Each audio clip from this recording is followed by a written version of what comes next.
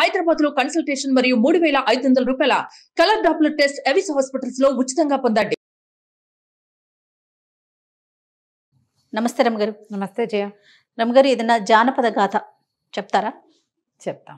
పూర్వం ఒక రాజుగారికి 2 భార్యలు ఉండేవారట, పెద్దరాణి చిన్నరాణి. పిల్లలు లేరు వాళ్ళకి. అయితే ఏమైందట, పెద్దరాణి బాగానే ఏదో అన్యోన్యంగా ఉండేవాళ్ళు. ఒకనాడు ఒక సన్యాసి భిక్షకు వచ్చాడట.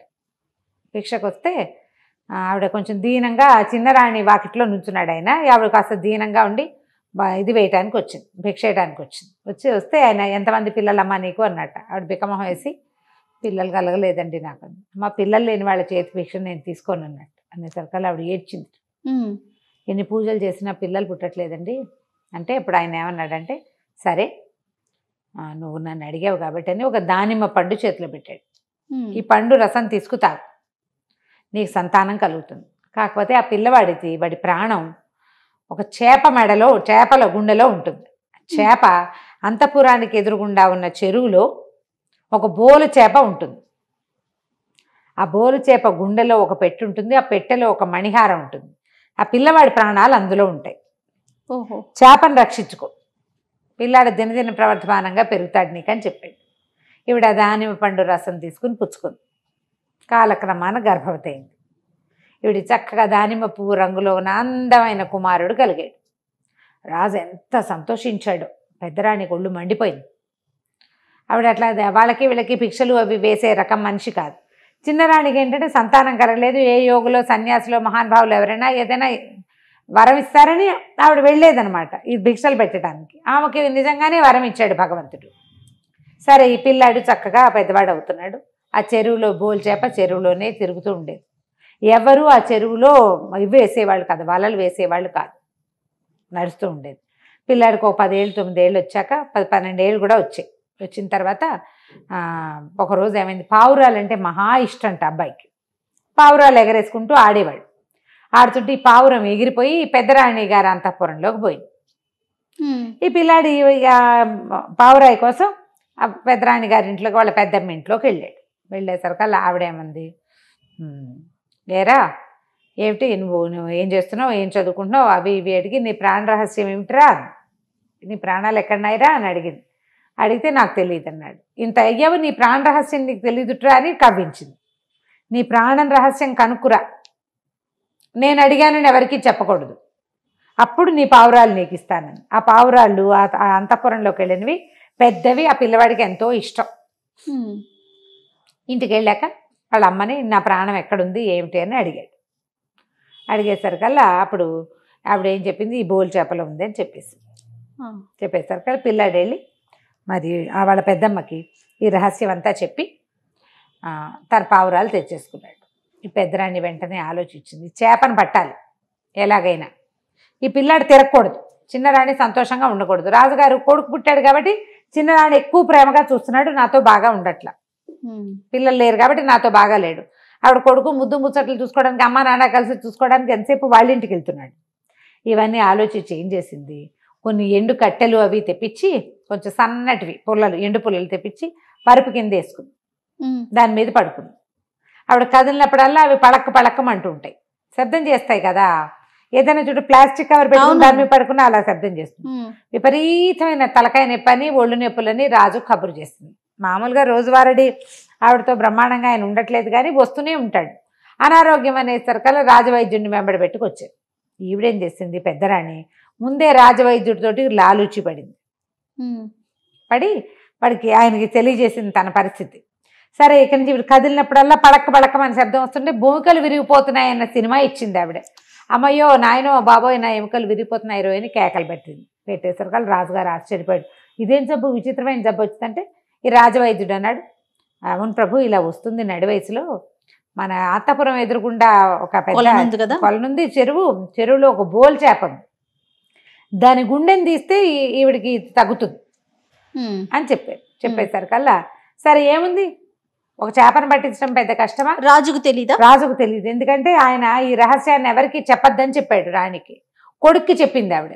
వాడు వచ్చి ఇక్కడ చెప్పేశాడు. అట్లాంటివి ప్రాణ రహస్యాలు అవి చెప్పుకునేవి కాదు కదా. వీళ్ళు ఏం చేశారు, అంతఃపురం కోలంలో వాలేశారు జాలరి వాళ్ళు వచ్చి. వలయం కానీ ఎప్పుడైతే బోల్ చేప వలలో పడిందో రాజుగారు యువరాజు కాస్త మూర్చిపోయాడు. రాజకుమారుడు మూర్చిపోయాడు. మూర్చిపోయాడు, పిల్లాడు పడిపోయాడు. పడిపోయేసరికల్లా ఏదో అయ్యింది, పిల్లాడు ఎందుకో పడిపోయాడని ఆ పిల్లవాడిని తీసుకుని వాళ్ళు ఏదో వైద్యం చేయించడానికి చూస్తున్నారు. ఈ లోపల ఏమైంది, చేప కాస్త అంతఃపురంలోకి వెళ్ళిపోయింది, పెద్దరాణి అంతఃపురంలోకి. చేపను కోసారు. కోస్తేనే కదా మరి గుండె వస్తుంది బయటికి. చేప గుండే కదా వైద్యం. మరి మామూలుగానే కోస్తారు, అందులో పెద్ద విశేషమేం లేదు. ఎవ్వరికీ తెలియదు ఇది. ఓ చేప దాన్ని కోయటం అంతే. బోల్ చేపటి ఇంత ఉంటుంది అన్నమాట పెద్దగా. దాన్ని కోసేసరికల్లా ఎప్పుడైతే ఆ గుండెని వెలికి తీశారో పిల్లవాడు కాస్త మరణించాడు. ఆ గుండెని నేనే వండుకుని తింటానని తన చేతిలోకి తీసుకున్న మహా యువరాణి కదా పెద్దరాణి, లోపల గదిలోకి తీసుకెళ్ళి దాన్ని కోసింది. అందులో చిన్న పెట్టుంది. ఆ పెట్టెలో ఒక మణిమాల ఉంది. ఎప్పుడైతే ఆ గుండెని తీసేసి మణిమాల తీసేసుకుందో పిల్లవాడు మరణించేశాడు. ఇకేం లేదు. ఆవిడ మణిమాల శుభ్రంగా మెళ్ళ వేసుకుని తిరగటం మొదలుపెట్టింది. పిల్లాడు కాస్త పోయాడు. రాజు చిన్న రాణి లబోదిబోమని నడిచారు. ప్రజలంతా హతాశులైపోయారు. రాజుగారికి లేక ఒక కొడుకు పుడితే ఆ పిల్లాడు కాస్త చచ్చిపోతే వీళ్ళకి రాజ్యానికి రాజెవరు? ప్రజలంతా చాలా బాధపడ్డారు. ఆ పిల్లాడి స్నేహితులు అందరూ ఏడ్చారు. నానా గందరగోళం. అంతఃపురంతా శోక సముద్రంలో మునిగిపోయింది. పెద్దరాణి అంతఃపురంలో వాళ్ళు కూడా ఏడుస్తున్నారు. వాళ్ళు ఎవరికి తెలియదు. ఈవిడ మాత్రం ఆనందంగా ఉంది. నా తలనొప్పి తగ్గిపోయింది, ఒళ్ళొప్పులు తగ్గిపోయినాయని చెప్పింది. ఇదే కారణమని ఎవరికీ తెలియదు. అయితే ఈవిడికి చిన్నరాణికి ఒక చిన్న అనుమానం ఉంది, కానీ స్పష్టంగా తెలియలే. పిల్లాడు వెళ్ళి పెద్దమ్మకి చెప్పుంటాడు, అందుకే ఇది జరిగింది అని అర్థం కాలేదు ఆవిడికి. అసలు ఆవిడికి తెలీదు. ఈ బోల్ చేపను కోసారని అందులో నుంచి మణిమాల తీయబడింది అన్నమాట ఆవిడికి తెలియదు. అంతఃపుర రహస్యాలు ఎవరి వాళ్ళవే కదా. అవును. అక్కడి నుంచి ఏం చేసింది, నా పిల్లాడిని పాత పెట్టద్దు, కాల్చొద్దు, ఎక్కడైనా వాడి శరీరాన్ని ఉంచండి అని ఏడ్చి శోకాలు పెట్టింది. ఆవిడకు ఉద్దేశం ఏంటి, ఆ యోగి ఎప్పుడైనా వస్తే ఈ పిల్లాడిని బతికిస్తాడేమో, ఆయన వల్లే కదా ఈ పిల్లవాడు కలిగాడు. అప్పుడు దూరంగా ఒక తోటలో ఒక చిన్న గుడిసెలో పిల్లవాడి శరీరాన్ని అక్కడ పెట్టారు. పెట్టేసి పక్కన వదిలిపెట్టేశారు. వదిలిపెడితే ఈ పిల్లాడికి స్నేహితుడు ఒకడు ఉండేవాడు. వాడు కూడా ఈ తల్లికి పనులేని వదలలేని వాడు అనమాట. శరీరం అక్కడ ఉందని వాడికి తెలుసు. వాడు పోయి చూసొచ్చేవాడు. అయితే ఈ పెద్దరాణి పగలల్లా మణిమాల వేసుకుని తిరిగేది. రాత్రి అయ్యాక ఆ మాల తీసి బల్ల మీద పెట్టేది. బల్ల మీద పెట్టగానే టింగుమని యువరాజు లేచి కూర్చునేవాడు. ఆవిడ మీద నుంచి తీయగానే లేచేసేవాడు. లేచి అటు ఇటు చూసి తోటలో ఉన్నానని తెలుసుకుని ఆ ఉన్న పళ్ళు కాయలు కసర్లు ఏవో తినేవాడు. తెల్లవారి ఆవిడ స్నానం చేసి మెళ్ళ వేసుకోగానే పడిపోయేవాడు, మరణించేవాడు. అయితే అప్పుడప్పుడు వెళ్ళి ఆ శరీరాన్ని చూసొస్తున్న ఈ స్నేహితుడికి తెలిసింది, ఏమిటి పెట్టిన చోట శవం ఉండట్లా, మృతదేహం ఎక్కడుండాలో అక్కడ ఉండట్లా, అక్కడ ఇక్కడ ఉంటుంది. ఇది ఏమిట్రా ఈ విశేషం అని చెప్పేసి వాడు ఒక 13-14 ఏళ్ల వాడు ఒక రాత్రి వేళ వచ్చి చూశాడు. మెలకుగా జీవించి ఉన్నాడు. ఏదో ఉంది కిటుకు. అప్పుడు తన ప్రాణ రహస్యాన్ని పెద్దమ్మకి చెప్పానని చెప్పాడు. ఈ పిల్లాడికి ఏం చేయాలో తెలియదు ఆ రెండో వాడికి. కానీ తను వెళ్ళి స్నేహితుడితో ఆడుకునేవాడు. రాత్రిపూట అక్కడే ఉండేవాడు. ఈ రహస్యం ఎవ్వరికీ తెలియదు. ఆ కుర్రాడు ఒక్కడికే తెలుసు. ఈ యువరాజు 12-14 ఏళ్ల వయసులో పెట్టబడ్డాడు అక్కడ. రాత్రిపూట ఎదిగేవాడు, పగల ఎదుగుదల ఉండేది కాదు. చక్కగా వయసు పెరిగింది, పెద్దవాడు యమనవంతుడు అయిపోయాడు అబ్బాయి. సంవత్సరాలు గడిచిపోయింది. ఇంతలో ఏమైందట, విధాత అంటే బ్రహ్మదేవుడికి దూరపు చుట్టాల చెల్లెలు ఒక ఆవిడ ఉంది. ఆ చెల్లెలకో కూతురు ఉంది. కూతురుంటే ఆ కూతురు మొదట నచ్చట మీద ఏం రాసావని ఆవిడ అడిగింది. అడిగేసరికల్లా ఆయన ఏమన్నాడు, మీ పిల్లడికి పెళ్ళి కష్టం, పిల్లకి చచ్చిపోయిన వాడితో పెళ్ళవుతుంది అంతే అని చెప్పాడు.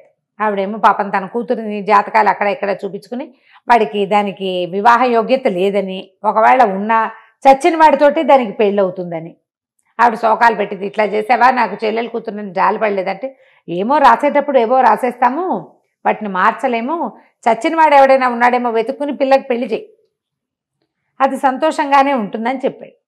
ఆ విధాత పురుషుడి తాలూకు చెల్లెలు తన కూతురుని వేసుకుని తిరుగుతోంది. ఎక్కడైనా మరణించిన వాడు దొరుకుతాడేమో అని ఈ తోట దగ్గరికి వచ్చింది. రాజకుమారుడు చనిపోయాడని తెలిసి అతని గురించి వాకప్ చేయడానికి ఆవిడ ఊళ్ళోకి వెళ్ళింది. ఈ పిల్లే గుడిసెలోకి వచ్చింది. వచ్చేసరికల్లా చీకటి పడేసరికల్లా యువరాజు లేచి కూర్చున్నాడు. పెద్దవాడు, అప్పటికి వివాహ యోగ్యమైన వయసు వచ్చేసింది. ఆ పిల్ల కాస్త పెద్దదే. ఇద్దరు కలిసి అటు ఇటు తిరిగారు. వాళ్ళ స్నేహితుడు వచ్చాడు అదే సమయానికి. ఈ అమ్మాయిని చూసి సరే ఈ అమ్మాయికి ఇద్దరికి పెళ్లి చేసేశాడు. తెల్లారేసరికల్లా యువరాజు పడిపోయాడు. ఆ అమ్మాయికి అర్థం కాల. ఆ స్నేహితుడు ఏం చెప్పండి, నువ్వేం భయపడద్దు, పగళ్ళు మెలకుగా ఉండడు, రాత్రిళ్ళు మెలకుగా ఉంటాడు, వీడితో నువ్వు ఇలాగే ఉండాలని చెప్పాడు. ఆ తల్లి వెళ్ళిపోయింది. చచ్చిపోయిన వాడితో పెళ్ళయింది ఈ పిల్లకి. రోజు పోతాడు వాడు, చచ్చి బతుకుతూ ఉంటాడు. ఇలా చాన్నాళ్ళు గడిచిపోయినాయి. ఈ అమ్మాయికి కవల పిల్లలు పుట్టారు. పిల్లలు పుట్టాక సరే అమ్మాయి ఏమందంటే మన రాత మనమే మార్చుకోవాలి. ఇప్పుడు ఈ కుర్రాడు ఏం చేయలేడు, దాని స్నేహితుడు ఏం చేయలేడు, వాళ్ళ అమ్మాయి ఏం చేయలేదు. నేను ప్రయత్నం చేస్తానని ఆ పిల్లల్ని ఇద్దరిని వేసుకుని రాజా అంతఃపురాలకి వెళ్ళిపోయింది మారువేషం వేసుకుని. ఈ అమ్మాయి ఎవరో వాళ్ళకి తెలియదు. నేను చాలా అందంగా అలంకారాలు చేస్తాను, సుగంధ ద్రవ్యాలు చేయటం వచ్చునా కానీ చిన్న రాణి దగ్గరికి వెళ్తే ఆవిడ ఏడ్చి సోకాలు పెట్టి నాకు వద్దు, పిల్లాడు చనిపోయాక నేనేమీ చేసుకోవట్లేదు, నా జీవితం ఇలాగే అయిపోతుంది, నాకేం వద్దని అంటే సరే అక్కడి నుంచి పెద్ద రాణి దగ్గరికి పంపించింది. పెద్ద రాణి ఏమనుకుంది, ఈ మధ్యకాలంలో అలంకారాలు అవి చేయట్లేదు, పెద్ద వయసు వచ్చేసింది, రాజుగారు అసలు మొహమే చూపించట్లేదు, ఆ పిల్లాడి పోయాక ఇంకా ఆయన ఈవిడ దగ్గరికి రాలి. ఆవిడ సంతోషంగా ఉంది పిల్లాడు లేడని, కానీ రాజు ఏమీ ఆవిడని ఆదరించలా, మూడాఫ్గా అయిపోయాడు ఆయన. అయితే రాజుని అలరించచ్చు అని చెప్పి సరే చేయించుకుంటానండి.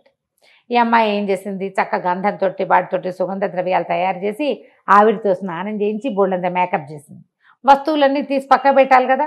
ఈ పిల్లలిద్దరికి ఏం చెప్పిందంటే ఈవిడ మెడలో నుంచి ఒక గొలుసు తీస్తుంది, ఆ గొలుసు చేత్తో పుచ్చుకోండి, ఎంత అడిగినా ఇవ్వద్దని చెప్పి. అక్కడి నుంచి పిల్లలు ఏం చేశారు, ఇద్దరు చేత్తో పుచ్చుకున్నారు, మెడలో వేసేసుకున్నారు. ఆ గొలుసు ఇవ్వాల. ఈవిడ స్నానం అయిపోయాక నా వస్తువులన్నీ చూసుకుంది, మణిమాల లేదు. పిల్లల్ని అడిగితే మా దగ్గర ఏముందన్నారు, ఇవ్వాల. ఏడవటం మొదలుపెట్టారు, చేతికి అందరూ పరిగెడతారు. ఈ అమ్మాయి ఏముందంటే మా పిల్లలు చిన్నపిల్లలు కదా మహారాణి, మీరు రెస్ట్ తీసుకోండి, మరి నేను ఇంటికి వెళ్ళి పిల్లలకి పాలు పెట్టి నిద్రపుచ్చాక నిద్రలోకి వెళ్ళాక వదిలేస్తారు వస్తువు, ఆట కొద్దీ తీసుకున్నారు, అదేదో బాగున్నాయి పూసలు మెరుస్తున్నాయని రేపొద్దున తెచ్చిస్తాను అనగానే సరే ఒప్పుకుంది పెద్దరాణి. ఈ అమ్మాయి ఏం చేసింది, పిల్లల్ని ఎత్తుకుని ఇంటికి తీసుకెళ్ళిపోయి 4-5 ఏళ్ళు వచ్చినాయి. ఇంటికి వెళ్ళేసరికల్లా తండ్రి మెలకుగా ఉన్నాడు, మరి వస్తువు వీళ్ళ చేతిలో ఉంది కదా. ఆ మణిమాల అతని మెడలో వేసేసరికల్లా ఇంకా బలంగా, ఇంకా అందంగా, ఇంకా చక్కగా తయారైపోయాడు. మర్నాడు పొద్దున ఇంకా వాళ్ళు ఆ మణిమాలను వెనక్కి ఇవ్వాల. ఈ స్నేహితుడు పోయి రాజుగారి మావటి వాడికి చెప్పి ఏనుగుని తీసుకొచ్చి ఏనుగు మీద యువరాజుని, అతని భార్యని, వాళ్ళ ఇద్దరు పిల్లల్ని ఎక్కించి తీసుకుపోయాడు. బతికే ఉన్నాడు యువరాజు అని.